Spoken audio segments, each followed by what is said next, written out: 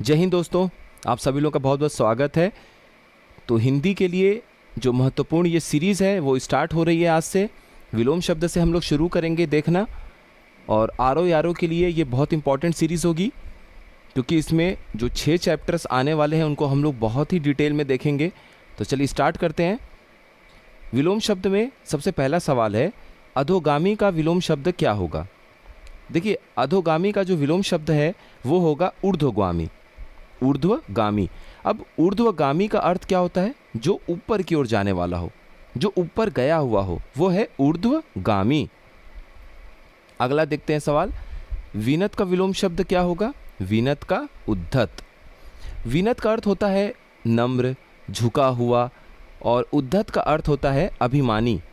तो जो अभिमानी है, उद्धत आप उसे बता सकते हैं, और विनत जो विनती हम कर उससे बना हुआ शब्द होता है विनती।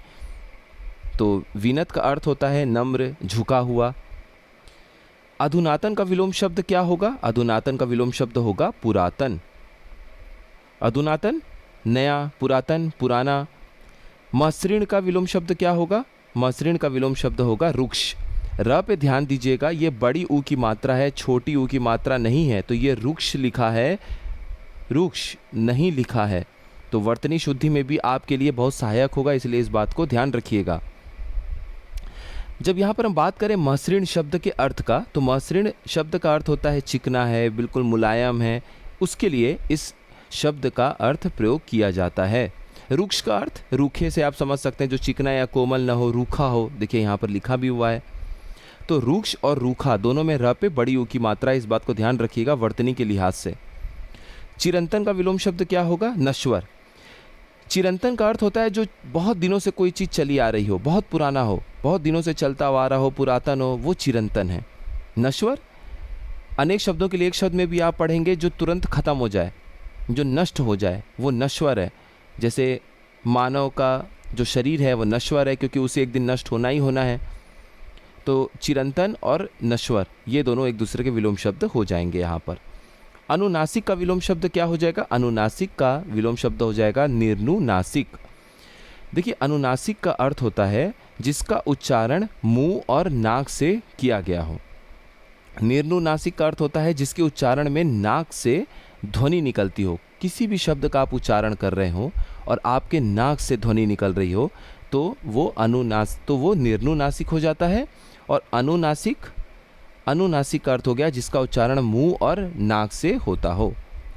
प्रसारण का विलोम शब्द क्या हो जाएगा। सकुंचन। प्रसारण का मतलब होता है ऐसे फैलाव हो रहा है, एक्सपेंशन हो रहा है। तो इसका अपोजिट जब करेंगे कि कॉन्ट्रैक्शन हो रहा है, सिकुड़न देखने को मिल रही है, तो ये संकुचन हो जाता है इसका अर्थ। तो प्रसारण का विलोम शब्द संकुचन। उद्दात का विलोम शब्द क्या हो जाएगा। उद्दात का अनुदात। यहाँ पे देखिए लिखा है ना, अनुदात। तो उद्दात का विलोम शब्द अनुदात। उद्दात का अर्थ होता है महान, श्रेष्ठ, उदार। इसके संदर्भ में इसका उपयोग किया जाता है। निर्दय का विलोम शब्द क्या हो जाएगा। सदय। दया सहित। स कभी भी उपसर्ग आपको देखने को मिले तो वो सहित के अर्थ में पढ़िए, जिसके मन में दया हो, दयाहीन जो नहीं है, दयालु आप समझ सकते हैं, तो वो हो जाएंगे सदय। और निर्दय निष्ठुर, दयाहीन। अधिकृत का विलोम शब्द क्या हो जाएगा। अनधिकृत। अधिकृत का मतलब किसी भी काम के लिए आपको ऑथराइज किया गया है, अधिकृत किया गया है, कि मैं आपको अधिकृत करता हूँ इस कार्य को करने के लिए, आपको ऑथराइज किया गया है। तो ये हो जाता है अधिकृत, यानी आपको किसी ने अधिकार दिया हुआ है इस कार्य को करने के लिए। आर्द्र का विलोम शब्द क्या हो जाएगा। अनार्द्र। आर्द्र का अर्थ होता है ह्यूमिड, तो इस बात को ध्यान रखिएगा। और आर्द्र का अनार्द्र और आर्द्र का यहाँ पर शुष्क दोनों हो जाएगा, इसीलिए देखिए ये दोनों को ही शामिल किया गया है, ध्यान रखिएगा। तो ऊपर के दोनों, ये जो थर्ड ऑप्शन है सी, यही इसका राइट आंसर होगा, क्योंकि अनार्द्र और शुष्क दोनों इसका सही आंसर है। सहयोगी का विलोम शब्द प्रतियोगी। जो आपका सहयोग कर रहा है वो सहयोगी, जो कंपटीशन कर रहे हैं वो प्रतियोगी। उर्वर का विलोम शब्द नहीं होगा। देखिए, उर्वर का एक अर्थ ऊसर भी होता है, अनुर्वर भी होता है और बंजर भी होगा। उर्वर का अपोजिट यानी कि विलोम शब्द। तो उत्पादन जो है वो नहीं होगा, उत्पादन तो प्रोडक्शन है, उत्पादन का क्या लेना देना है उर्वर से। उर्वर जमीन है तभी तो उत्पादकता आपको देखने को मिल रही है, वो उत्पादन आपको देखने को मिल रहा है। तो इसीलिए उर्वर का जो विलोम शब्द है वो उत्पादन नहीं होगा। ऊसर का अर्थ क्या होता है, यहाँ पर जैसे आप शब्द देख रहे हैं ऊसर, ऊसर का एक अर्थ बंजर भी होता है। ऊसर का अर्थ होता है अनुपजाऊ जमीन, जो बहुत ज़्यादा उपजाऊ नहीं है, जिससे कुछ उत्पन्न न हो, वो है ऊसर। उर्वर का मतलब फर्टाइल, जैसे इंग्लिश में आप पढ़ते हैं तो उर्वर का अर्थ हो जाएगा फर्टाइल। आवर्तक का विलोम शब्द अनावर्तक भी होता है और विवर्तक भी होता है, ध्यान रखिएगा इस बात को, उपर्युक्त दोनों सही हो जाएंगे। आवर्तक का बार बार होने वाला यानी कि रिकरिंग। तटस्थ का विलोम शब्द क्या हो जाता है, आसक्त और अतटस्थ दोनों हो जाएगा। देखिए तटस्थ का मतलब ये है कि वो किसी की साइड नहीं ले रहा है, ठीक है, वो निरपेक्षता है उसके अंदर, तटस्थता है, ये समझ लीजिए इस तरीके से, डटा होना। तो उपर्युक्त दोनों शब्द जो हैं वो इसका अर्थ हो जाएगा।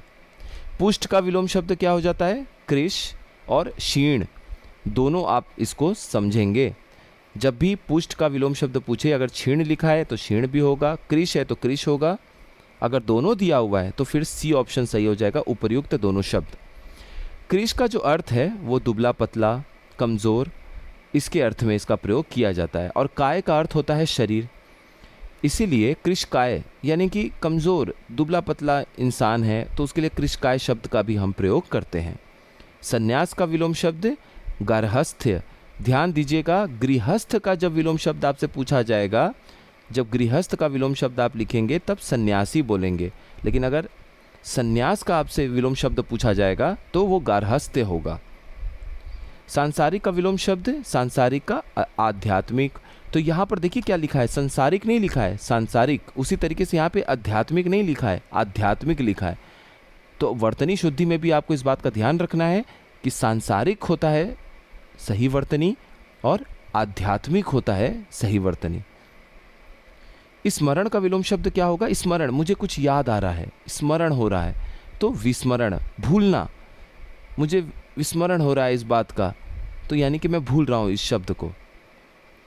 विभव का, विभव सही शब्द है, इसको मत परेशान होइएगा, विभव का विलोम शब्द हो जाएगा पराभव। पराभव का अर्थ हो जाता है पराजय, हार, तिरस्कार, इस तरीके से। और विभव का अर्थ ऐश्वर्य, शक्ति, धन दौलत, संपत्ति, वैभव, इसीलिए वैभव का भी पराभव आपको देखने को मिलता है विलोम शब्द। कृत्रिम का विलोम शब्द क्या हो जाएगा, कृत्रिम, कृत्रिम का अर्थ हो जाता है आर्टिफिशियल, इसीलिए देखिए आर्टिफिशियल इंटेलिजेंस को आप क्या पढ़ते हैं, कृत्रिम बुद्धिमत्ता। और ये क्या हो जाएगा इसका अपोजिट, प्राकृतिक। प्राकृतिक और नैसर्गिक दोनों का अर्थ एक ही होता है, इसीलिए यहाँ पे राइट आंसर उपर्युक्त दोनों शब्द होंगे, क्योंकि प्राकृतिक और नैसर्गिक दोनों ही इस उत्तर के ऑप्शन में दिए हुए हैं, इसलिए इसका आंसर उपर्युक्त दोनों शब्द हो जाएगा। प्राकृतिक और नैसर्गिक दोनों का अर्थ नेचुरल होता है। उन्मुख का विलोम शब्द क्या हो जाएगा, उन्मुख।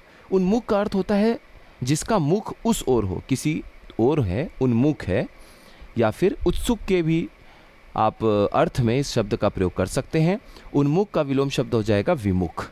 विमुख, वी जो यहाँ पे उपसर्ग है, यानी कि उससे अलग है, मेरा मुख उस तरफ नहीं है जहाँ होना चाहिए, विमुख है। तो ये इस तरह से आपको इस बात को समझना है। विमुख में उपसर्ग वी का अर्थ है भिन्नता, हीनता, असमानता। त्याज्य का विलोम शब्द क्या हो जाएगा, त्याज्य, इसका हो जाएगा ग्राह्य। क्या हो जाएगा, ग्राह्य।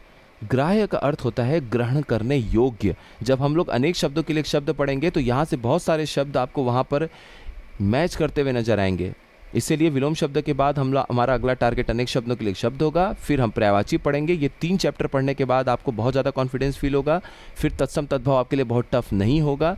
उसके बाद हम लोग विशेषण विशेष्य, और आखिरी में जहाँ पे पूरी ग्रामर लगती है हिंदी की, वो हम लोग पढ़ेंगे। कौन सा, वाक्य शुद्धि और वर्तनीय शुद्धि।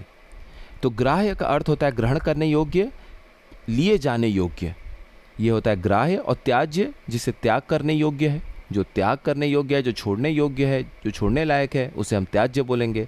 तो यहाँ तक आप लोग रिवाइज कर लीजिएगा। जिन लोगों ने अभी कोई बहुत ज़्यादा पढ़ाई नहीं की हुई है हिंदी के लिए, कॉपी बना लीजिए अलग से, उसमें ये सारे शब्दों को नोट करते चलिएगा, आपका अच्छे तरीके से रिवीजन भी हो जाएगा साथ में। तो ठीक है, नेक्स्ट वीडियो में हम लोग हिंदी को कंटिन्यू करते हैं। इसके बाद से विलोम शब्द को कंप्लीट करेंगे कई सारे पार्ट्स में। उसके बाद फिर हम लोग अनेक शब्दों के लिए एक शब्द पे आएंगे। आप सभी लोगों का बहुत बहुत धन्यवाद।